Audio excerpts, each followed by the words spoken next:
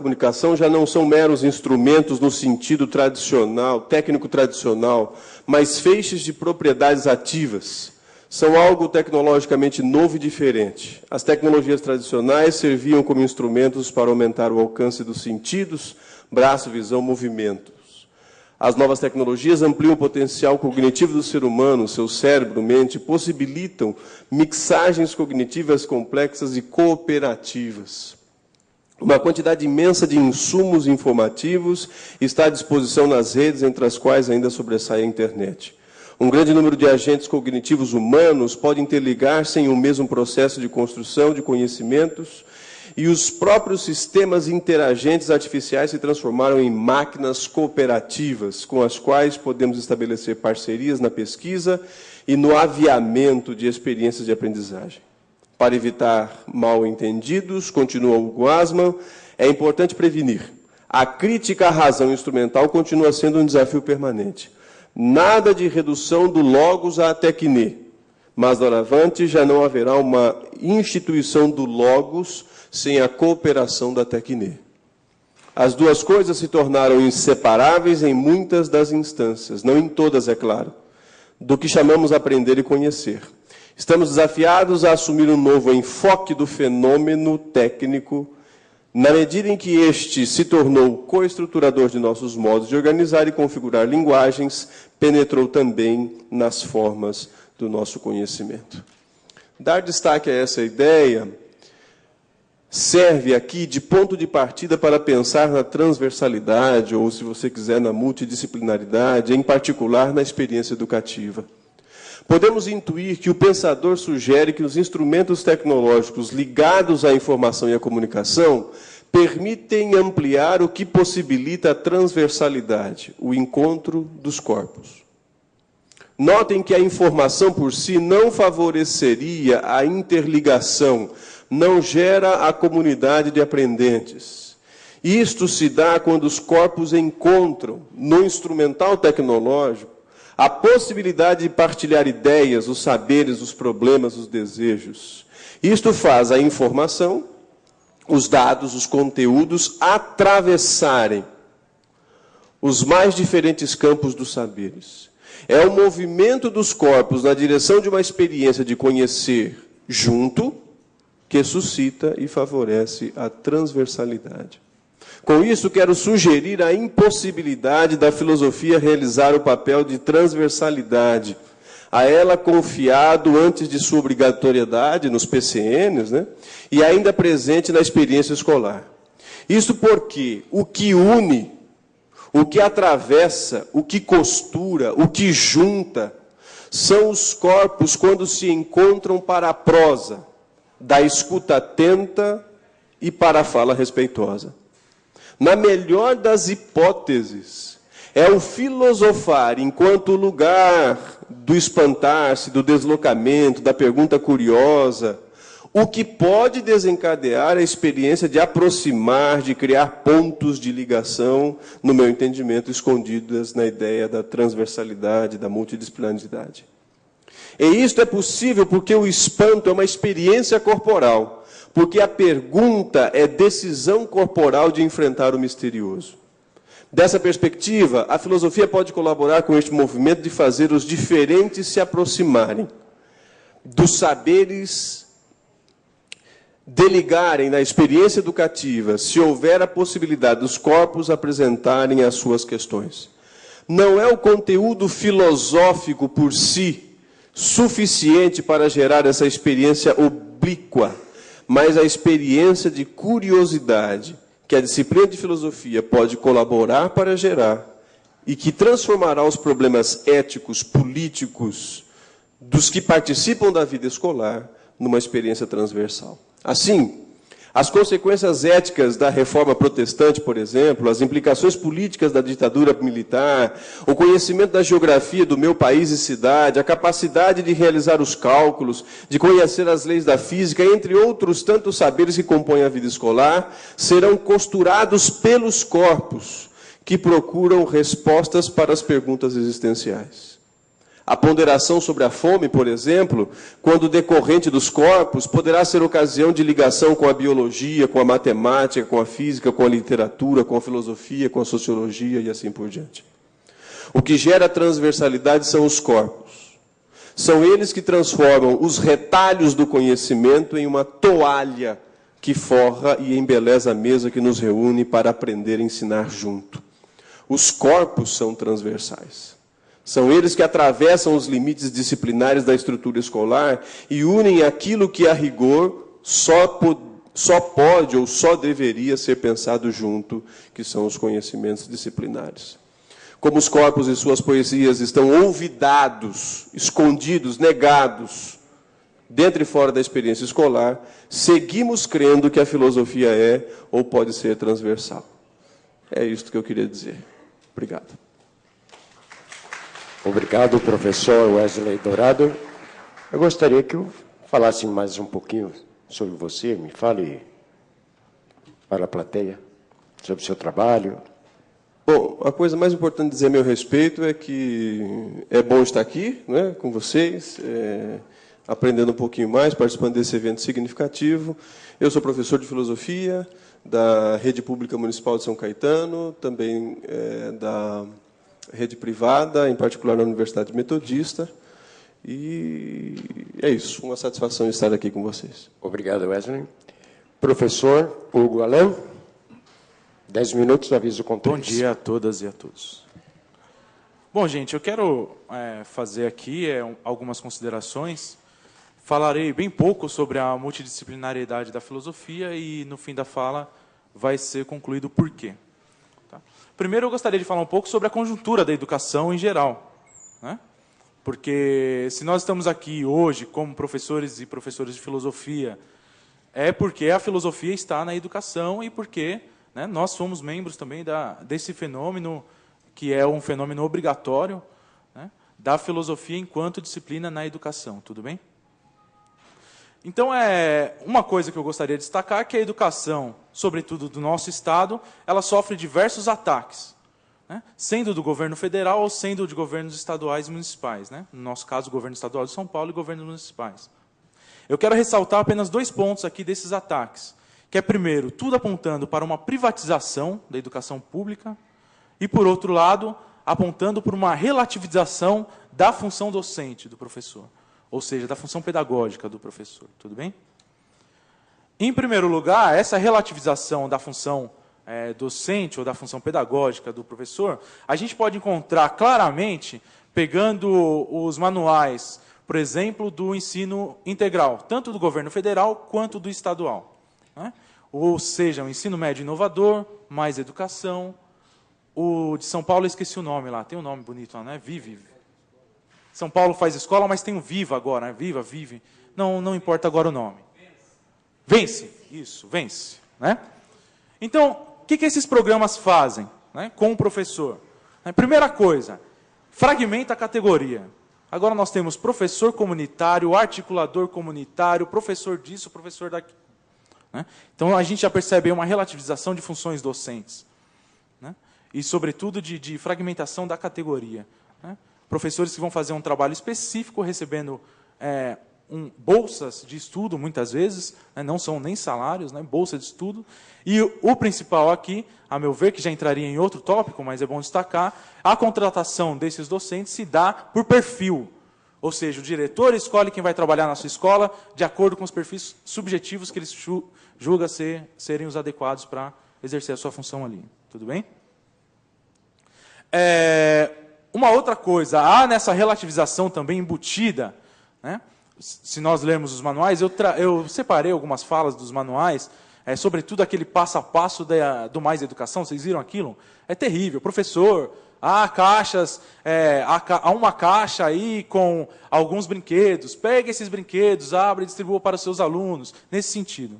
Tá? Então, quer dizer, há ainda uma ideia de que, primeiro, né, a educação, aquela ideia de educação bancária do Paulo Freire, que todos nós conhecemos, né, que, primeiro, a educação já vem, né, e o professor ele é o responsável por dar a educação ao aluno, etc. E nesse caso, o Ministério da Educação está dizendo como ele vai fazer isso. Tudo bem? Uma segunda coisa que é necessário destacar, que todos esses programas estão vinculados ao mercado de trabalho, do modo de produção capitalista.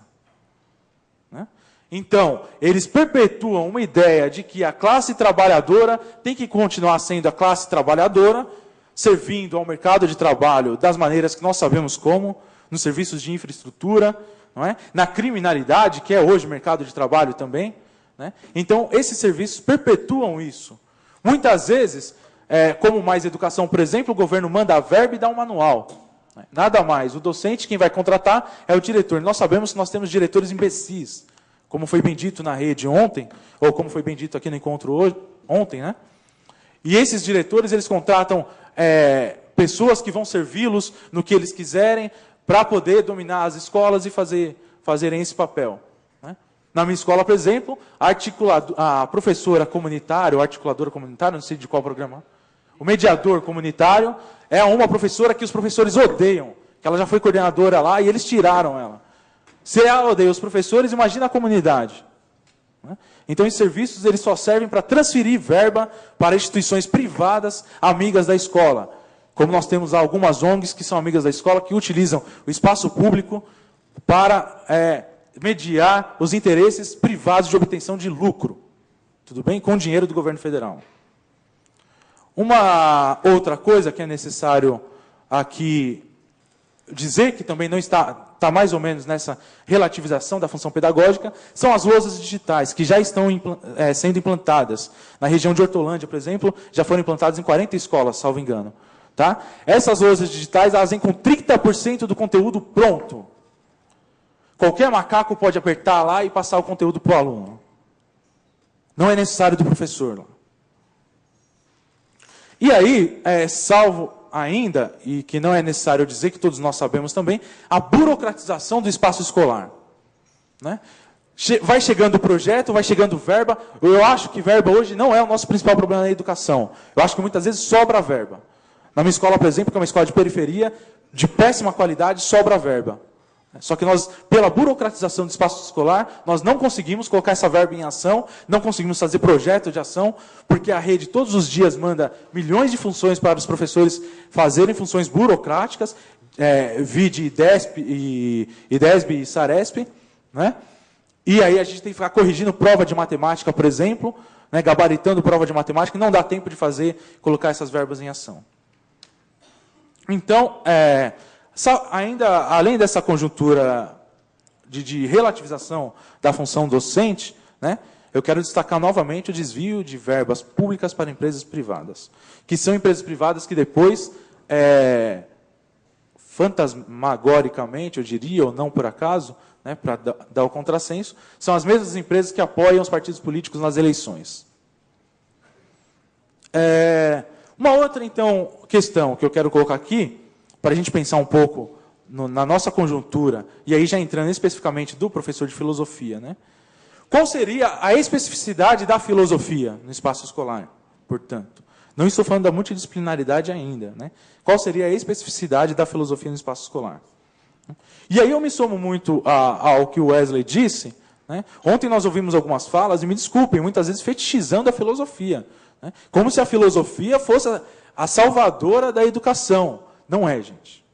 Ela tem um espaço muito limitado de ação, né, que e quando na sala de aula, não é? Numa sala de 50 alunos, se 2 ou 3 lembrarem uma frase do que foi dito no ano, ela fez ali algum papel. Né, para sermos realistas. Tudo bem? Então, e aí, necessariamente, a gente entra nas questões. O que ensinar, como ensinar e para quem ensinar. Eu vou falar rapidamente um pouquinho de cada uma dessas. Né? E aí eu vou falar sobre a minha breve experiência de professor de filosofia no Estado, que eu vou completar 1 ano agora apenas. Né? Então, olha só. O que ensinar? Eu, por exemplo, ensino bastante, eu ensino bastante cultura popular. Eu pego textos, e aí já entra um pouco também no que ensinar e como ensinar, né? Eu acho que essas questões elas são muito juntas, né? Eu pego literatura marginal, já viram textos, por exemplo, né, do Ferrez? São textos em gíria, né, com palavrões, etc., que os alunos adoram. Né? E a partir dali eu trabalho norma culta da língua portuguesa, interpretação de texto, etc. Né? É filosófico isso? Eu me baseei em filósofos para fazer isso. Né? Steven Mesaros, por exemplo, na Educação para Além do Capital, Paul Singer, né? Um economista brilhante, que, a meu ver, é muito filósofo também, fala sobre economia solidária, que é um modo de produção não capitalista. Né? Falo muito de Paulo Freire, né? Utilizo Paulo Freire, não falo isso com os alunos, mas utilizo como embasamento. Milton Santos, Henrique Dúcio. E aí entra numa questão, que na academia eles não são tratados como filósofos. E eu falo, dane-se, né? Não quero ser reconhecido na academia, não pretendo isso, né? Se eu não for filósofo, eu vou vender coco na praia, né? E vou ter mais prazer, talvez. Né? E eu utilizo desse filósofo para falar isso, tudo bem? Como o tempo está bem curto, qual então seria o caráter multidisciplinar da filosofia na escola, por fim? O seu caráter multidisciplinar, a meu ver, na minha leitura, gente, que é apenas uma, como tantas outras possíveis, e ela tem a obrigação, já que ela está nesse espaço, de pensar o espaço e situar as pessoas que nesse espaço estão, ajudar as pessoas a situarem-se. Né? Trabalhando conjuntura educacional, né, com os professores, seja nos bate-papos, etc., ajudando e forçando a construção do projeto político-pedagógico, que pouquíssimas escolas têm, né? Fazendo com que as próprias políticas internas da unidade escolar permitam uma atuação mais democrática, uma atuação que permita ir além do modo de produção capitalista, tudo bem? E que não se vincule diretamente a esse modo de produção, que já está em crise, né? Que vai só perpetuar mais ainda essa diferença de classes. Né? E, por último, e o mais importante, creio, é espantar todos do espaço escolar, fazendo mesmo, muitas vezes, a contradição nesse espaço. Né, causando contradições e apontando caminhos para resolvê-la. Então, a função multidisciplinar da filosofia, portanto, é que ela seja a disciplina, a filosofia, e garanta isso. Né, e garantindo a sua disciplinariedade, ela possa ajudar o espaço escolar e todos aquele espaço a situarem melhor esse espaço. Obrigado, gente. Obrigado, professor Allen. O quão enriquecedor, né? Você vê 5 visões diferenciadas, né?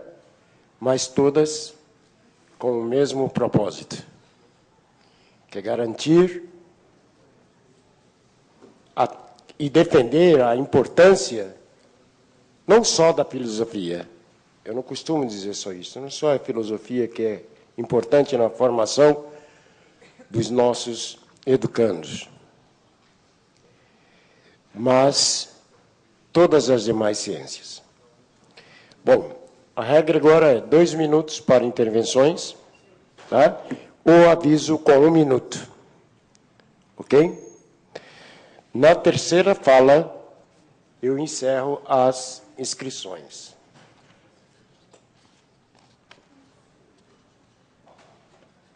Para justamente garantirmos o tempo, porque nós temos muitos companheiros. Né?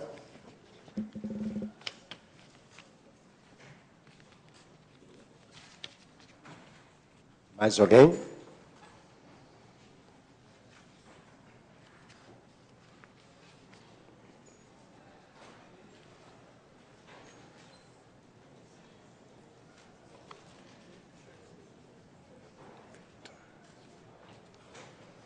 Ok.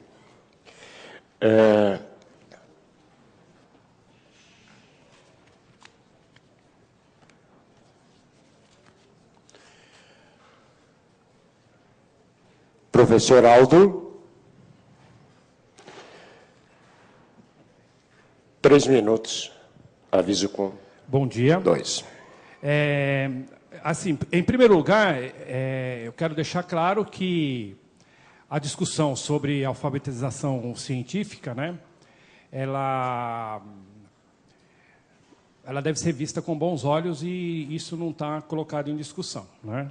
Então, assim, a escola tem que ter essa preocupação. Agora, qual que é a realidade da escola pública, em primeiro lugar? Não existem laboratórios, né, para que os alunos possam, e o próprio professor possa dar uma aula em que esse ideal da alfabetização científica ela possa se realizar na prática.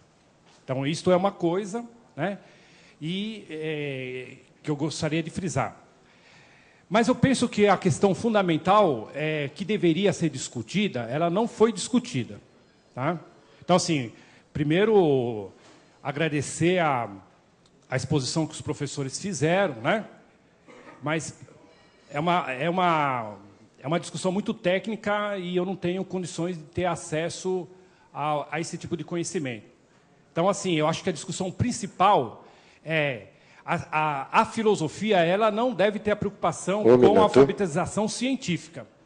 Ela tem que ter a preocupação em pensar como o conhecimento científico produzido se transforma em força produtiva, e se nós analisarmos a ciência e a sua filha predileta, a tecnologia, como forças produtivas, elas são produzidas e usadas como armas de guerra contra a classe trabalhadora. Essa questão não foi tocada. Então, quando você diz, né, da importância de localizar a ciência no contexto sociocultural, isso é apenas uma carta de intenções.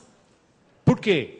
Porque a ciência, a chamada ciência de ponta, né, o conhecimento produzido por essa chamada ciência de ponta, ela é guardada a 7 chaves pelos países que controlam o processo de produção científica no mundo. Então, eu fui fazer uma operação no banco agora para tirar dinheiro.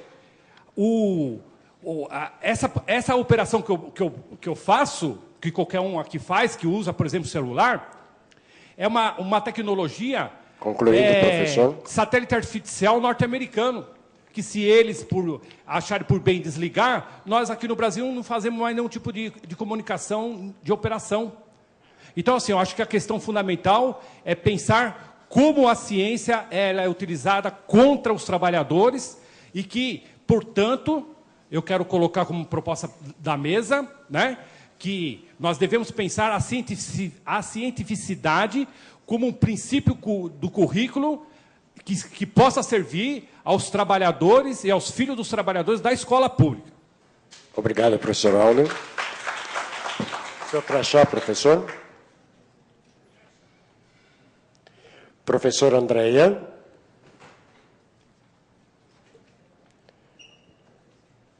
Dois minutos, mais um de tolerância. Bom dia. Eu gostaria de dirigir a minha questão ao professor Hugo e ao professor Wesley. Hoje a filosofia ela é uma realidade no currículo, é obrigatória. A minha pergunta é especificamente para o ensino médio, ensino de filosofia no ensino médio.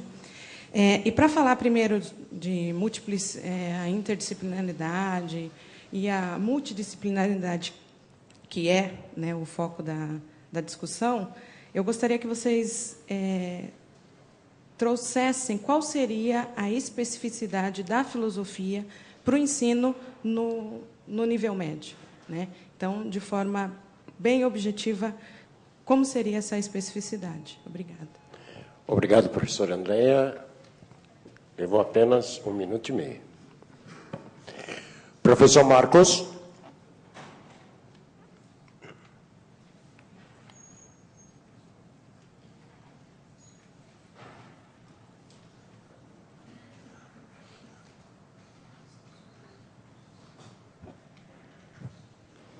Bom dia, senhores professores, senhoras professoras, mesa. Seguinte, a questão é para o... Não sei se chega a ser uma questão, mas é para o professor Alain, que fez a análise conjuntural.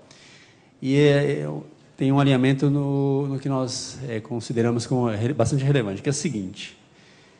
Recentemente, se não me engano, a Marilena escreveu um artigo dizendo que não dá para fazer revolução sendo funcionário público. Eu achei brilhante. Eu acho que até a legitimidade da formação no nosso grupo passa exatamente por isso. Se você está dentro do sistema atolado até o osso, você não tem como quebrá-lo, né? Então, acho que desfetichizar a nossa missão como salvador do sistema é fundamental. Nós não estamos... Eu acho que nós não temos que ter isso como um horizonte de expectativa em hipótese alguma. Agora, nós temos sim que entender que a formatação de um grupo como esse é fundamental para a nossa sobrevivência. Eu acho que é nesse sentido e que reforça essa ideia do Alain. Obrigado. Obrigado, professor Marcos. São Paulo ou Penápolis? Marcos, professor Marcos Penápolis. Cidade de Penápolis. Professor Marcos, agora São Paulo. 3 minutos, avise quando faltar. Bom dia, professores. Bom dia, mesa.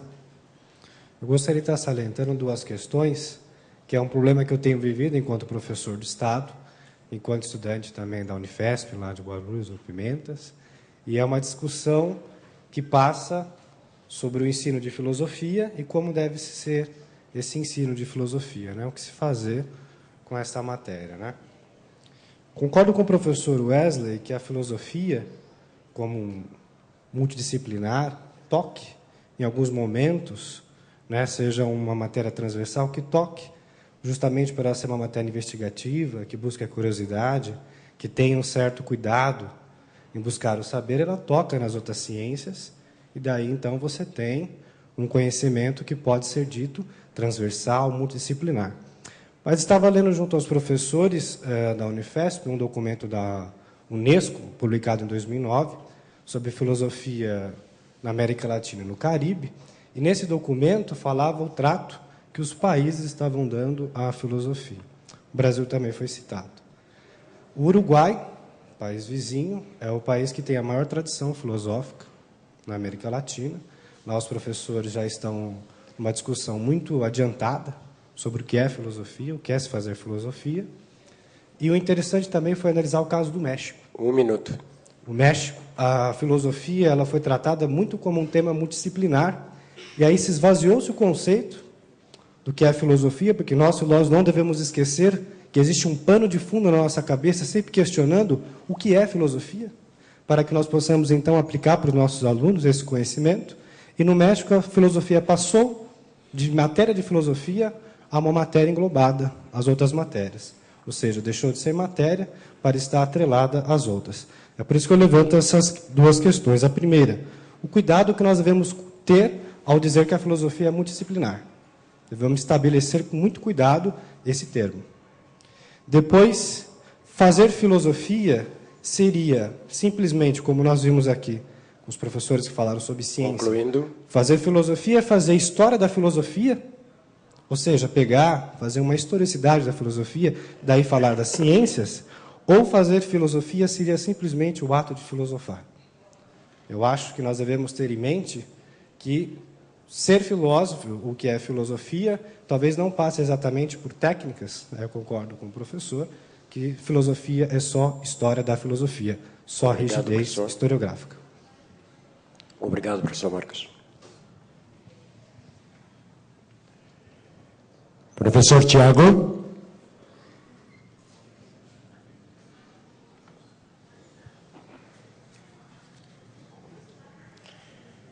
Três minutos, aviso quando faltar. Bom dia a todos.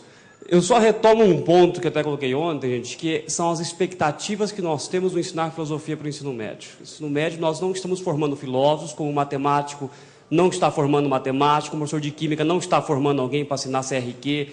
Então, nós estamos usando as ferramentas do currículo para permitir o aluno se tornar autônomo, crítico e participativo na sociedade. Não é o meu objetivo que o meu aluno decore sistema cartesiano, que decore Nietzsche, Hegel, seja o que for. É que ele aprenda a pensar filosoficamente. Por isso que eu digo que a filosofia é extremamente importante para criar esse espírito de intertextualidade e de multidisciplinaridade na escola. Aí eu quero saudar o professor Alan pela fala dele, porque é o seguinte, a questão é o que ensinar e como ensinar filosofia. Certo? Se a apostila do ensino médio é medíocre, como nós dizemos ontem, é mais medíocre o professor que cumpre da página 3 até a página 30. Certo? Porque eu não sou obrigado a cumprir aquilo de página a página. Eu tenho que criar instrumentos, né, para adequar a minha realidade e para incrementar. Como o professor usa a literatura marginal para poder ensinar a filosofia, eu vou usar a literatura, eu vou usar a estratégia. Me lembro, professora de química, quando teve o terremoto no Japão, lá no caso da indústria nuclear lá de Fukushima, daquele tema de Fukushima, nós fomos discutir energia nuclear, fomos discutir depois o tsunami, estudamos geografia, e depois fomos estudar a razão instrumental, que até o professor nos lembrou ontem aqui, né, a utilização da ciência para a manutenção de sistemas produtivos, de dominação de tecnologia e tudo mais. Quer dizer, agora isso depende do professor, não depende do currículo. Aí não queria agora criar uma apostila da Profesp para eu cumprir das páginas da... Eu não quero isso. Acho que a fala do professor Eduardo hoje foi... Claro, nós temos que cumprir currículo, não cumprir apostila nenhuma. Eu não quero apostila nenhuma. Eu quero ter a minha liberdade de trabalhar. E aí que a gente fala, o que vai diferenciar o professor da lousa digital que o Estado está dando para a gente? O que vai diferenciar o quê? A capacidade do professor articular os teus conhecimentos, as tuas pesquisas particulares com a cultura onde ele está inserido, com a comunidade onde ele trabalha. Né? Aí, porque depois a gente fica criando essa coisa, a filosofia é importante. Eu sou educador antes de ser filósofo, porque eu sou professor, sou licenciado em filosofia, não sou bacharel. Então eu tenho que usar o meu conhecimento filosófico para lutar por uma educação pública de qualidade, juntando os saberes da matemática, da química, da biologia, criando um espaço onde o aluno de verdade aprenda e onde de fato eu também ensine. Obrigado. Obrigado, professor Tiago. Francisco Gratti. Oh. Gratti foi boa. Desculpe, Francisco. Meu nome, você me conhece, é Chico Gretter, né? Gretter. Chico Gretter. Meu nome é artístico, nós vai ter um show aqui depois do almoço, tá bom?